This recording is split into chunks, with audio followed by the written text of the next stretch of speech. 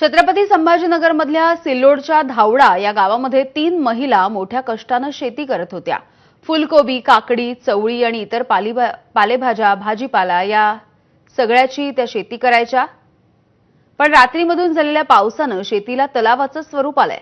शेतामधलं सगळं पीक वाहून गेलंय। त्यांच्यासोबत संवाद साधलाय आमच्या प्रतिनिधींनी। सांगू शकतच नाही। या झरझरीमध्ये आम्ही लय राबलो साहेब, आम्ही लय राबलो। आम्ही एवढं लेकरं होते, मग ते एवढाले दगड फेकले। मग दुखी सुखी आहे। आता 6 महिने झाले ऑपरेशनाला। तसं ती एकच महिना घरात राहिला देऊ, तसं काम करायला मामूल कसं झालं? पावसाने काय केलं? पावसाने नुकसानच करून टाकले ना। 2-2.5 एकर जमीन चालल्या गेली।